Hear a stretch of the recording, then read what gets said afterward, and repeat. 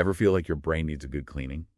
Well, it turns out it does, and it happens while you sleep. Oh, wow. That's interesting. Yeah, and get this. Scientists only discovered this whole cleaning system in 2012. Really? That recent? Yeah, I know. We're diving into some fascinating research summaries and articles about it today. It's called the glymphatic system. The glymphatic system. Okay, I'm intrigued. It's basically the brain's waste removal system, and it's completely changing how we think about brain health.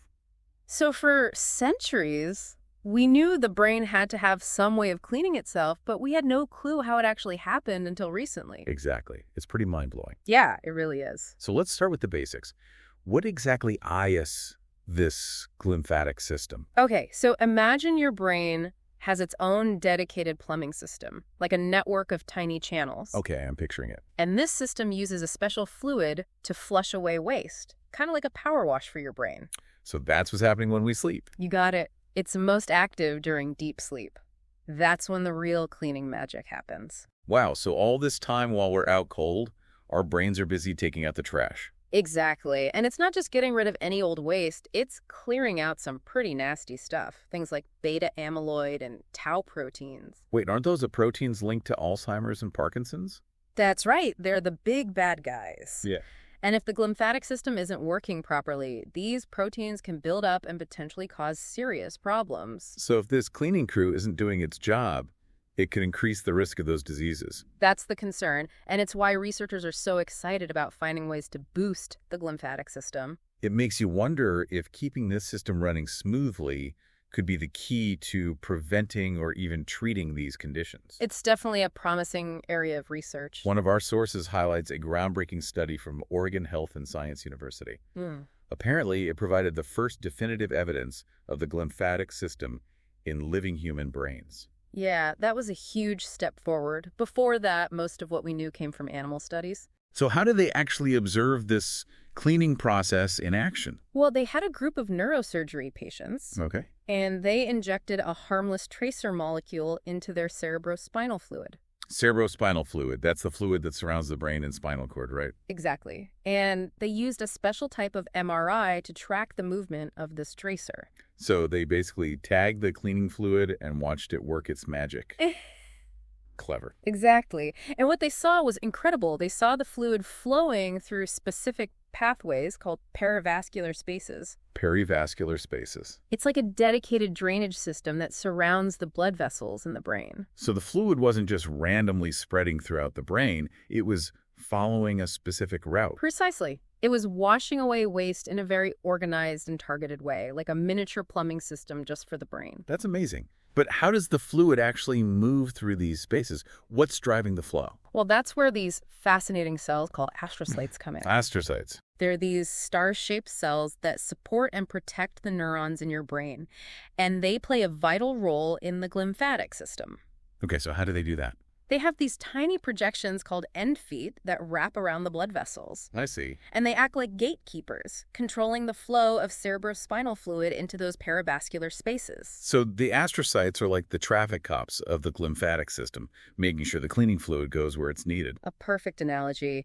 And remember, this whole cleaning process is most active when we're in deep sleep. Which is why getting enough quality sleep is so important. It's not just about feeling rested. It's about giving our brains the time to clear out all those harmful proteins. Yeah, that's a big question, isn't it? How can we actually make this cleaning process work better? Like, are there things we can do to boost this whole glymphatic system? Well, we've talked about sleep, but I'm curious about other lifestyle factors like what we eat and how much we exercise. Could those things play a role? Oh, absolutely. There's more and more evidence showing that what we eat and how we move can have a big impact on how well our brain's cleaning crew functions. Really? So, like what? Give me an example. Well, for instance, studies suggest that eating a lot of saturated fat and sugar, think greasy burgers and sugary drinks, might actually slow down the glymphatic system. Interesting. So, those late-night snacks could be doing more harm than we realize, affecting not just our waistlines, but our brain health too. It's a real possibility. But on the flip side, there's some promising research about diets that are high in antioxidants and omega-3 fatty acids.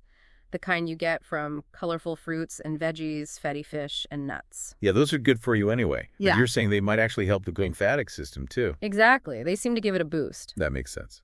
Okay, so what about exercise? Does breaking a sweat help our brains clean house? Well, there's some encouraging evidence suggesting that it does. Regular physical activity seems to enhance glymphatic function. How so? It might be because exercise increases blood flow and stimulates the production of those important astrocytes, the ones we were talking about earlier, remember? The traffic cops of the glymphatic system.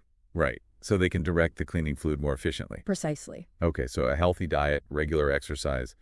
It's not exactly revolutionary advice, but it's good to know it can actually benefit our brains in such a specific way. Absolutely. It's all about giving your body the best tools to do its job. So all of that's great for prevention, but what about more targeted approaches? Are scientists working on anything specific to enhance the glymphatic system, like maybe some kind of drug or therapy? Oh, definitely. One really exciting area is drug development, specifically drugs designed to boost glymphatic flow. Okay, and how would that work? Well, remember we talked about prostaglandin F2 earlier. It shows promise in improving how well lymphatic vessels contract. Right, like a pump for the lymphatic system. Exactly. Well, scientists are looking into whether it might have a similar effect on the glymphatic system.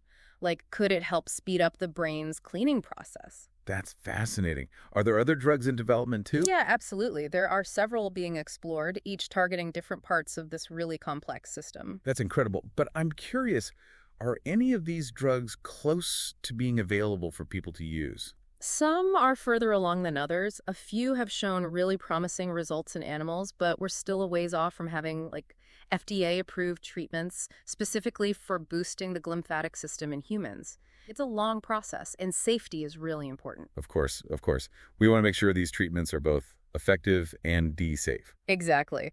But it's definitely exciting to think that we could one day have targeted therapies to help our brains clean themselves better, isn't it? Oh, absolutely. It's mind-blowing. But what about other approaches besides drugs? Are there any non-invasive ways to target the glymphatic system? Yeah, actually there are. Scientists are also looking into things like transcranial magnetic stimulation, or TMS. Oh, TMS. I've heard of that being used for depression. How would it work for something like this? Well, TMS uses magnetic pulses to stimulate specific areas of the brain. Okay. And it's thought that these pulses might be able to give those brain regions responsible for glymphatic function a little nudge, if you will, kind of jumpstart that cleaning crew. That's amazing. So instead of using drugs, we could use magnetic pulses to boost glymphatic flow in key areas. Exactly. And because TMS is non-invasive, it's potentially a lot more accessible for a lot of people. That makes a lot of sense. Are there any other strategies in the works? Oh, yeah, there's always more research happening. Some researchers are even looking into ways to physically manipulate the glymphatic system. Physically manipulate it. Yeah, like, for example, there's this technique called cervical lymphatic drainage. Cervical lymphatic drainage. It involves manually massaging the lymph nodes in the neck. Wait a minute. Are you telling me that massaging your neck could help clean your brain? That sounds almost too good to be true. I know, right? It seems counterintuitive, but there's some early evidence that suggests it might actually work. Really? How so? Well, the idea is that by stimulating the lymphatic drainage in the neck, we might be able to indirectly enhance the glymphatic flow in the brain. So it's like giving the whole system a boost from the outside in. Exactly. Now, of course, more research is needed to really confirm this, but it's definitely a really intriguing possibility. It really is. It's incredible to think that something as simple as a massage could potentially have such a huge impact on brain health. It really speaks to just how interconnected our bodies are, doesn't it?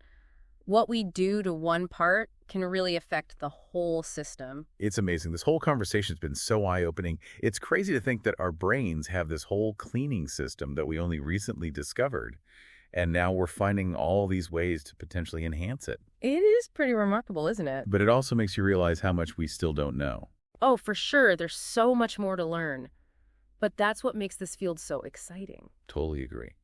But before we get too carried away with all the possibilities, I think it's important to acknowledge that we're still in the early stages of understanding the glymphatic system and its full potential.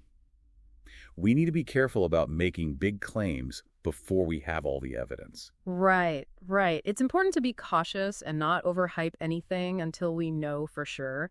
But that doesn't mean we can't be optimistic about the potential, right?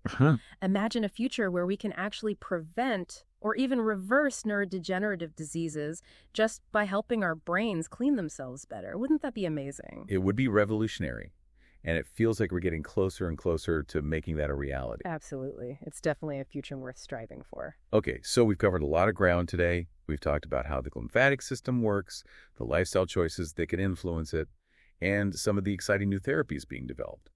But there's one more piece of this puzzle that we need to talk about: responsibility. Oh, that's a big one, for sure. As we move forward with all this research, we have to be mindful of the ethical considerations. Like, how do we ensure these potential treatments are available to everyone who needs them? And how do we make sure we're not overlooking any potential risks or unintended consequences? These are critical questions, and it's something we'll be exploring in more depth in the next part of our deep dive.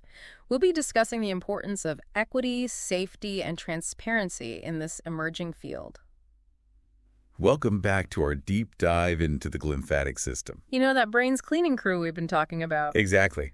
We've covered how it works, the research on boosting it, and now it's time to talk about responsibility. Right, responsibility. Because, as with any powerful tool, we need to be careful how we use it, right? Exactly. I mean, the potential of these glymphatic therapies is huge. Huge. But we really need to think about the ethics of it all. Yeah, a thoughtful approach is key. So one of the first things that comes to mind for me is access. Access, yeah. Like, if we develop effective treatments for boosting the glymphatic system, Right. will everyone be able to benefit from them? That's the million-dollar question, isn't it? We've seen it time and time again with Right. medical breakthroughs, especially those really cutting-edge ones. They can be so expensive at first. It's true. Yeah. And it makes you worry that these glymphatic therapies might only be available to the wealthy. Exactly. Which would just make existing healthcare disparities even worse. Like a double whammy. Uh-huh. The people who can afford those treatments Right. might already be able to afford a healthier lifestyle that supports good glymphatic function anyway. Yeah, good point. And then the people who really need help, those with limited access to healthcare, they'd be left behind. Exactly. So as we move forward with this research, we really have to think about how to make these potential treatments accessible, Absolutely. affordable for everyone. It has to be for everyone, not just a select few. Right.